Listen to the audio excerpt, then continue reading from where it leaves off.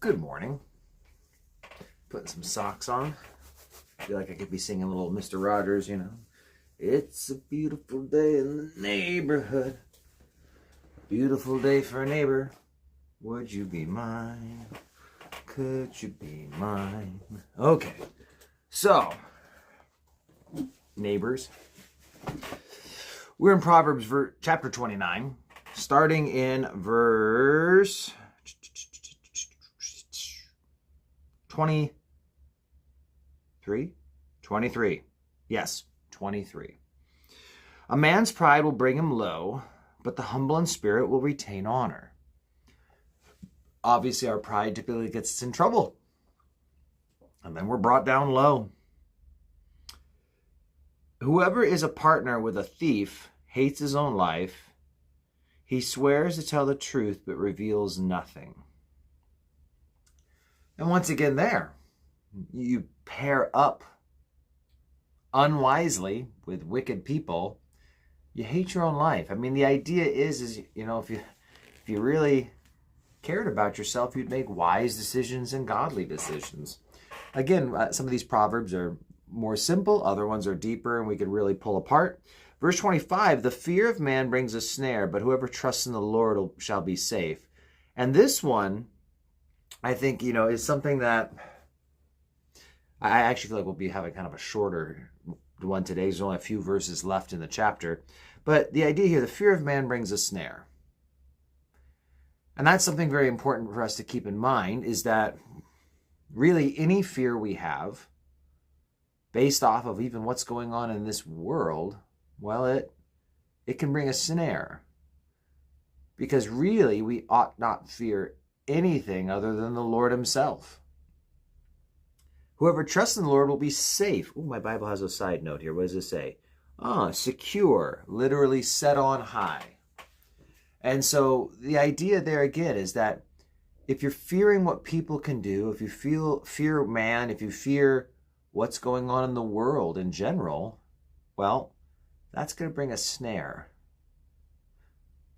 But if you just trust in the Lord, you'll be safe. Last night, as the youth were over here, I was just talking about how I kind of just had a real peace going into the night that whoever got elected as president didn't really matter to me as far as me worrying and being concerned. And we actually were looking at Habakkuk, and we were looking at how Habakkuk was concerned about the nation, and God's like, don't worry, I'm bringing the Babylonians. And then Habakkuk's like, what are you talking about? You can't do that. But the point was that, it was time for Israel to be judged. And if it was time for America to be judged, then so be it.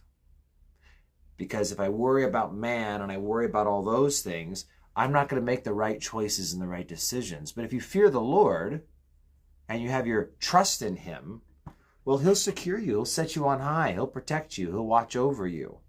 And so it's just about focusing and letting your fear be of the Lord. Like if I'm going to be upset about, or I'm going to be concerned about upsetting anyone, I better be concerned about upsetting him.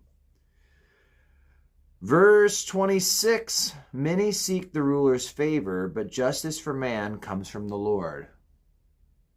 So here again, guys, it's the idea that we think we need to get in favor with man, but really we just need to be in favor with God. Now, the book of Proverbs is full of exhortations about how we treat each other and making wise decisions. It even talks about the king. And, so it's not like there's not a practical side to being in good favor with our brother man and with leaders and other people by just good conduct and being honorable people. But to seek the ruler's favor, the idea is to really, if I only had this high up connection, then I would be safe. No, seek the Lord. He's a really high up connection. And you'll have favor if you get it from him. Last verse. An unjust man is an abomination to the righteous. And he who is upright in the way is an abomination to the wicked. There you go. You've got two options. Jesus, He said, he whether is not with me is against me. He who does not gather scatters.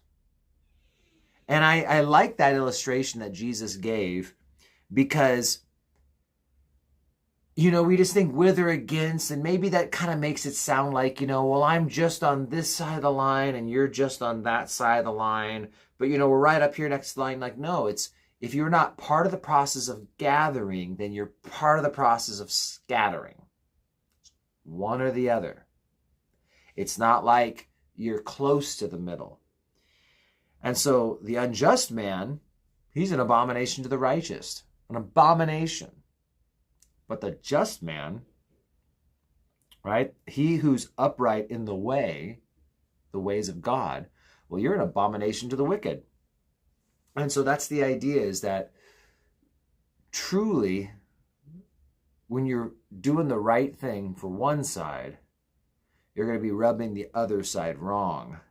And when you're doing something wrong for the other side, you're going to be rubbing this side wrong. What if you're rubbing no one wrong? Well, that is somewhat addressed in the 3rd chapter of Revelation to the church of Laodicea. Because you are neither hot nor cold, I'm going to vomit you from my mouth. I think just the simple concept. Hot and cold wasn't saved and unsaved, this or that, but it was this simple concept of you guys are just kind of like pussyfooting around, tiptoeing, and you don't want to actually just man up and declare where you stand and take a stand for it. Rather than just kind of, cowering when there's evil, say something. Take a stand. Let people know what you believe and just be bold about it. Not this lukewarmness. Now, if you do that, you might rub some people wrong. In fact, you might say that you who is upright in the way is an abomination to the wicked. But that's the reality of it. Is when we are walking out our faith, we rub other people wrong. Just had one of you who often watches, telling me on a message that, all of these people, they were telling me to be quiet. They were telling me I need to good. You're doing what you need to be doing then. Because if we never stir the pot, what are we doing? Are we just playing church? I mean, it's great to show up at church and serve at church and be engaged and involved at church.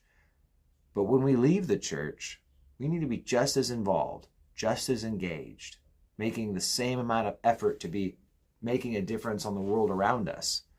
So I just want to encourage you guys who are watching right now, what are you doing to stir the pot, to just kind of let people know where you stand and why you stand there? Thought-provoking questions, bold statements of truth, all with love, all with compassion, right? That's always the case. But to be silent is not loving at all, right? And so be bold, be brave, and make a difference for the kingdom of God. Cheers.